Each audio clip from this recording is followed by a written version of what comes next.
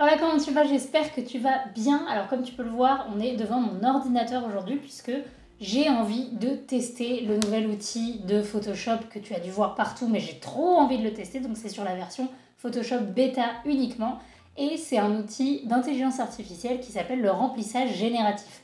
Alors tu as dû voir des vidéos sur TikTok, mais il fallait absolument que je teste par moi-même. Le principe, c'est que tu vas venir sélectionner des zones de ton image et tu vas pouvoir faire un remplissage, un petit peu comme on faisait avec remplir d'après le contenu, où il va prendre en compte ton image et il va pouvoir te remplacer des éléments de ton image, te rajouter des décors, etc. Et il le fait non seulement avec les infos qu'il y a dans ton image, mais en plus avec une bibliothèque d'intelligence artificielle. Donc tu peux vraiment créer de tout et c'est incroyable ce que j'ai pu voir. Donc j'ai très envie de tester. On va le faire sur plusieurs images parce que j'ai quelques petites idées. Donc je me suis mise sur Photoshop la version bêta et on voit déjà le petit module qu'il y a en bas et on va tester ça tout de suite. Donc la première chose évidemment ça va être de dupliquer son image d'origine pour ne pas la détériorer. Et la première chose que je voulais faire sur cette photo c'était d'enlever, parce que ça aurait été super long de le faire par moi-même, tous les gens qu'il y avait derrière avec le panneau stop, parce que forcément on shoot dans Paris donc il y a du monde derrière. Et là j'ai ce petit menu qui arrive qui s'appelle remplissage génératif, donc je vais venir cliquer dessus et là je peux soit le laisser faire son job tout seul, soit je peux lui donner une directive de ce que je veux. Donc là je veux qu'il enlève les gens, donc je vais lui dire remove people et on va générer et on va voir ce qu'il me propose. Donc ce qui est génial c'est qu'il propose à chaque fois 3 alternatives.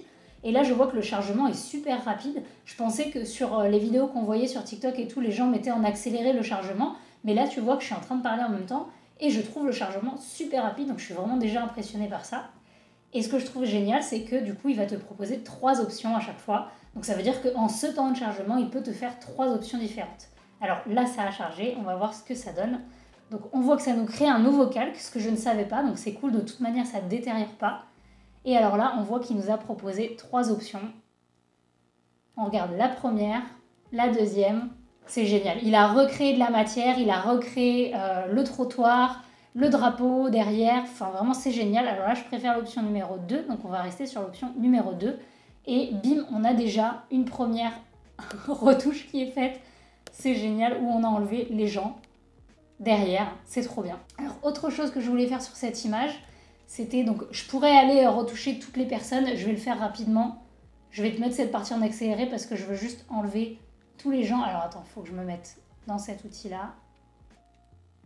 En tout cas, donc cet outil, je pense que vous avez compris, ça peut être un gain de temps incroyable pour certains domaines de la photo. Imaginez pour les photographes de mariage par exemple, quand vous avez fait une séance photo de mariage, et qu'il y avait à un moment quelqu'un derrière la photo qu'il ne fallait pas, quelqu'un qui a mis son doigt, quelqu'un qui prend une photo avec son téléphone en même temps et on le voit dans le cadre. Ça peut être pour également élargir, donc ça on va le faire juste après. On peut enlever des gros éléments de la photo, on peut en rajouter aussi, je vais le faire aussi sur cette photo. Bref, franchement les perspectives de création sont infinies et je trouve que c'est un outil absolument génial. J'ai trop hâte que ce soit validé et qu'ils le mettent partout parce que moi je trouve que c'est révolutionnaire. En fait c'est juste un gain de temps incroyable. Donc il nous a enlevé les nouvelles personnes. Voyons ce que ça donne. Alors là, il a créé un bloc un petit peu au milieu. Parce que je ne suis pas fan. Là, il a laissé une personne au milieu.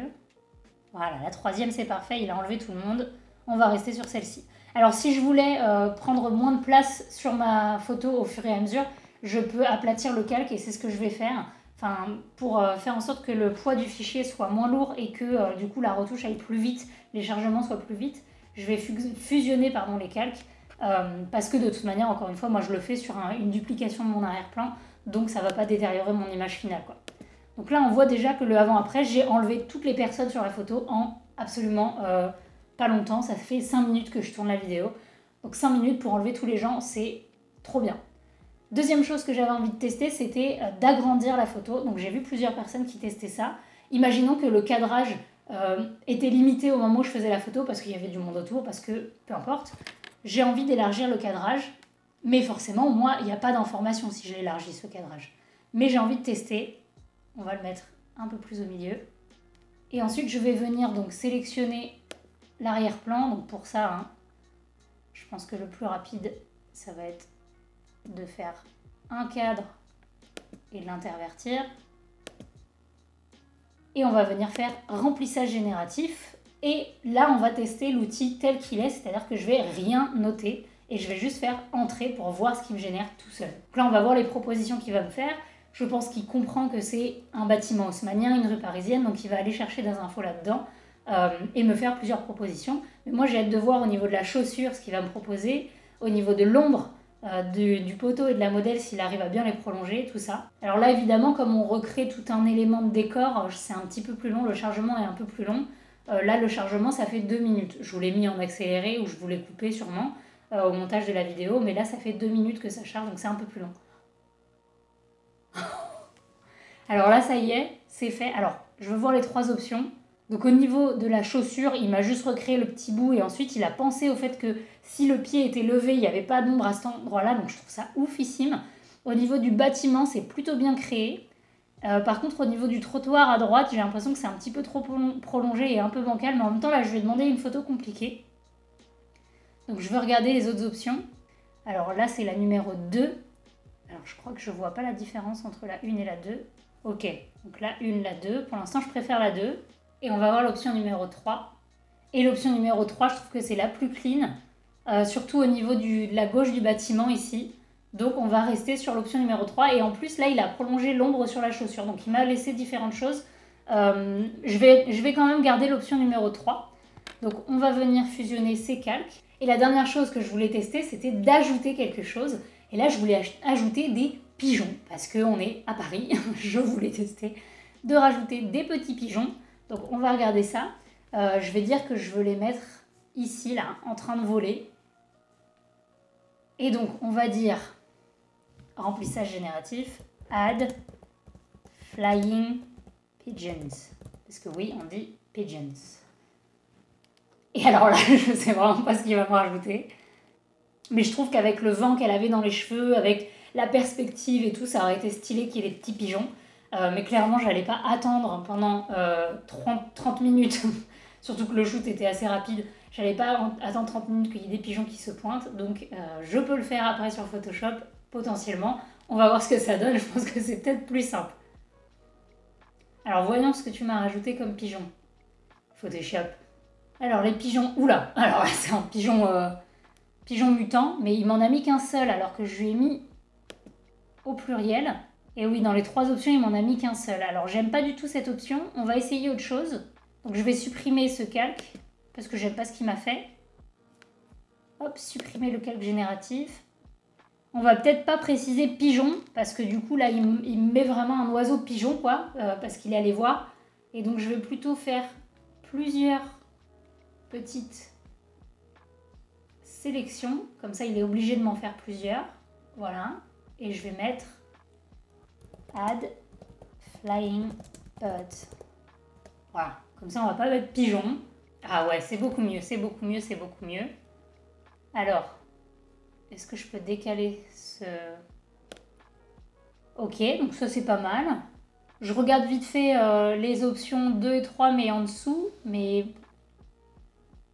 j'ai l'impression que la 3 est pas mal, mais en fait le fait que les oiseaux là soient blancs à droite et foncés à gauche, ça fait plus réaliste au niveau de la lumière.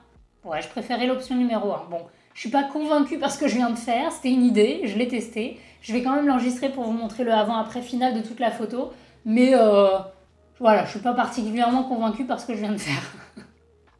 Et voilà ce que ça donnerait mon image après. Donc je vais vous montrer le avant-après de cette photo si on utilisait cet outil génératif. Il y aurait peut-être plein d'autres idées à faire, mais là j'avais envie de tester ça. Pour cette deuxième image, j'avais vraiment envie de tester un truc sur celle-ci, mais je suis pas sûre que ça fonctionne parce que donc avant de vous filmer la vidéo, j'ai juste testé sur une autre photo de cette même séance photo, et en fait parce que la modèle était en maillot de bain, il considérait que c'était image nue et tout, et donc du coup l'outil génératif voulait pas fonctionner. Donc j'espère que ça va fonctionner sur celle-ci. Donc je vais dézoomer. Sur celle-ci, j'avais une idée, c'était déjà de la mettre en paysage. Et ensuite, je voulais voir si je pouvais rajouter dans le paysage de la mer quelque chose, genre des montagnes ou quoi, et de rajouter du tissu qui flotte devant elle. Donc on va tester ces 3 choses-là. Donc la première chose, c'est que je vais venir mettre cette image en paysage. Et imaginer cette photo en bannière, ce serait absolument magnifique. Donc première chose, on va faire ça. Et on va venir du coup sélectionner l'arrière-plan. Donc là, je vais le faire en 2 fois. Hop. Donc là, je vais lui préciser ce que je veux en lui disant que je veux qu'il ajoute de la plage et du tissu un petit peu dans le vent là. Alors je trouve ça génial, on voit juste la bande ici. Qu'est-ce que c'est beau. On voit juste la bande ici un petit peu qui me déplaît, mais ça se retouche après. Donc là, c'est l'image numéro 1. Oh là là, mais c'est génial comme outil, c'est vraiment trop bien. Ok, ensuite, on va venir rajouter. Donc sur cette image-là, on va venir rajouter ici. Je veux voir s'il arrive à me rajouter des montagnes.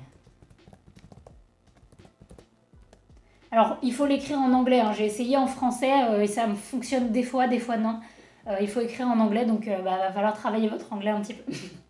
Oh là là, c'est trop beau, c'est génial. Donc ça, c'est la première. Deuxième n'est pas très réaliste, il n'y a pas trop de relief. On va dire la troisième, je pense que c'est la plus réaliste. Et alors, la dernière chose, c'est qu'on va venir rajouter du tissu aussi, ici. Je voulais voir ce que ça donnait si le tissu revenait un petit peu ici. Et donc, on va lui mettre Add White Flowy Fabric. Ça, c'est ouf parce qu'avant cet outil-là, c'est juste... Enfin, c'est pas impossible, mais c'est presque impossible.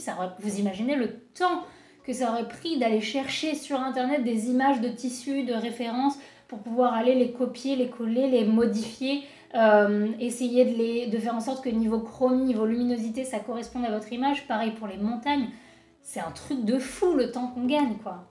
Je suis hallucinée par cet outil, vraiment. Je trouve ça absolument génial.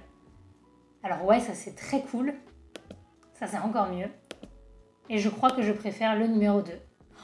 Et voilà, tadam, on aplatit. Et voilà ce qu'on aurait comme image. Oh là là, mais c'est génial. Je suis trop contente. Je suis vraiment trop contente, quoi. Donc encore une fois, je vous montre le avant-après.